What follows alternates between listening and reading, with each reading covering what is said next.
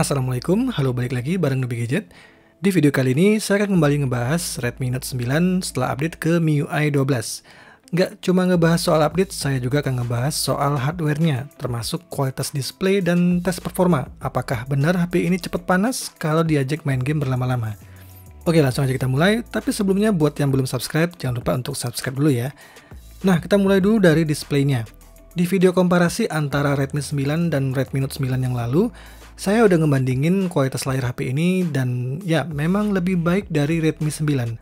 Tapi yang jadi pertanyaan, apakah kualitas layarnya udah lebih baik dari Redmi Note 8 yang terkenal dengan isu image retention atau biasa disebut para netizen dengan istilah burn-in? Biasanya ini terjadi dikarenakan layar menampilkan gambar yang sama secara terus-menerus dalam rentan waktu yang cukup lama. Untuk itu saya coba ngelakuin tes dengan menampilkan gambar statis dan saya biarkan hidup selama lebih kurang 2,5 jam di kondisi full brightness. Hasilnya aman, saya nggak ngelihat adanya jejak yang tertinggal di layar. Sayangnya saya nggak bisa cek Redmi Note 9 ini pakai panel dengan vendor apa, karena metode pengecekan yang biasa dilakuin itu tidak lagi menampilkan informasi vendor panel yang digunakan. Jadi untuk layarnya ini keluhannya hanya ada satu, yaitu light bleeding di bagian bawah layar yang cukup terlihat di background warna grey, terutama kalau lagi pakai tampilan dark mode. Bagian ini akan kelihatan lebih terang, jadi warnanya nggak akan kelihatan rata. Masih tergolong normal untuk layar berpanel IPS, karena rata-rata karakter layar IPS memang seperti itu. Dari segi software, MIUI 12 di Redmi Note 9 ini adalah update yang paling ditunggu-tunggu. Ya, sewaktu masih di MIUI 11, HP ini hampir nggak layak dipakai buat gaming, karena adanya bug yang bikin game terasa nge-lag baik di frame rate maupun gameplaynya. Sekarang di MIUI 12 sudah enak banget. Lebih enak dibanding Redmi 9 yang masih belum juga kebagian update sampai sekarang. Selain sudah tentu semua fitur-fitur MIUI 12 kini udah bisa langsung dinikmati. Untuk gaming saya sebenarnya nggak komplain dengan suhu panas yang dihasilkan. Kalau diraba pakai tangan feelingnya cuma terasa anget. Tapi sebenarnya kalau dicek menggunakan alat pengukur suhu, ternyata titik terpanas dari HP ini bisa mencapai 45 derajat. Mungkin itu alasan lain kenapa memilih bodi belakang plastik karena bersifat isolator yang memang nggak mudah menghantarkan panas seperti HP berbodi belakang kaca di Redmi Note 8 Pro misalnya. So, saya penasaran dan coba menjalankan CPU throttling test selama 1 jam. Yap, bisa dilihat ada penurunan performance CPU sampai dengan 80%. Yang artinya demi menjaga suhu jangan sampai terjadi overheat, kita nggak akan pernah ngerasain performa penuh dari HP ini. Sebagai perbandingan saya kasih Redmi Note 9S ya, yang pakai Snapdragon 720G, rata-rata performance CPU-nya masih bisa di atas 90%. Jadi terjawab sudah, kenapa sewaktu ngegame pas mulai pertengahan sampai akhir match, kadang memang terasa ada penurunan frame rate di Redmi Note 9. Oke, fokus lagi soal update MIUI secara keseluruhan. Biasanya kalau update besar seperti MIUI 11 ke 12 atau dari Android 9 ke Android 10 dan setelah update mengalami bug yang belum tentu dialami pengguna lain, sangat disarankan untuk melakukan factory reset. Contohnya saya ngalamin error di aplikasi Netflix, entah diinstal ulang ataupun restart, tetap muncul error seperti ini. Setelah ngelakuin factory reset dan setup ulang, bugnya langsung hilang. Jangan lupa ya sebelum ngelakuin ini untuk backup data dulu sebelum di reset. Setelah update pun mungkin nggak akan langsung ngerasain tampilan control center yang baru. Masih standar ala MIUI 11, so harus diubah secara manual. Control center yang baru ini bisa diakses lewat swipe gesture, terpisah dengan panel notifikasi.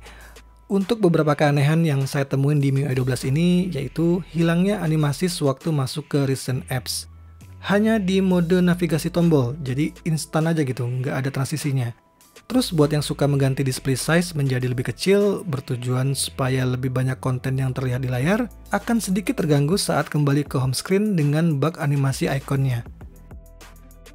Saya juga ngerasa durasi transisi dari MIUI 12 ini sedikit kurang gegas dibanding MIUI 11.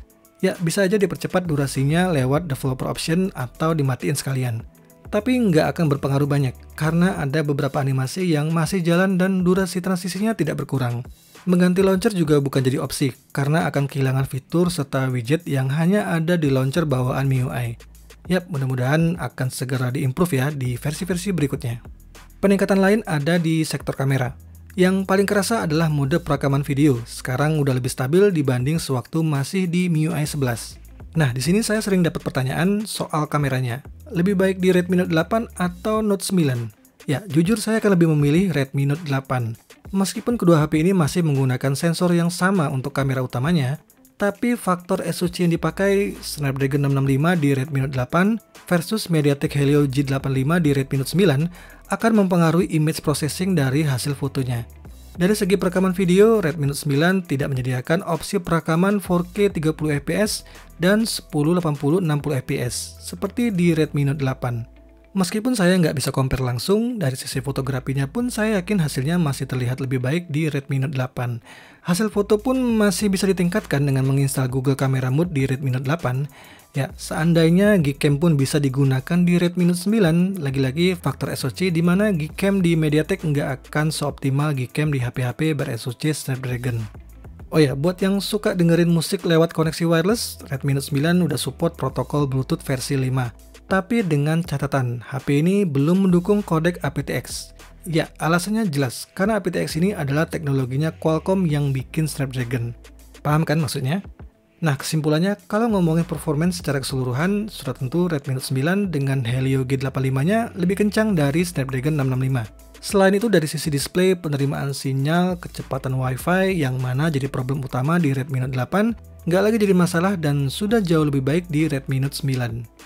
So, gimana pengalaman kalian pakai Redmi Note 9? Kalau ngerasa punya cerita yang berbeda, bisa share kok di kolom komentar supaya teman-teman yang lain bisa tahu. Oke, sampai di sini dulu video dari saya. Seperti biasa, kalau suka silakan klik like, share, dan subscribe juga channel ini untuk mendapatkan update informasi seputar gadget menarik lainnya. Terima kasih sudah nonton, semoga bermanfaat dan wassalamualaikum.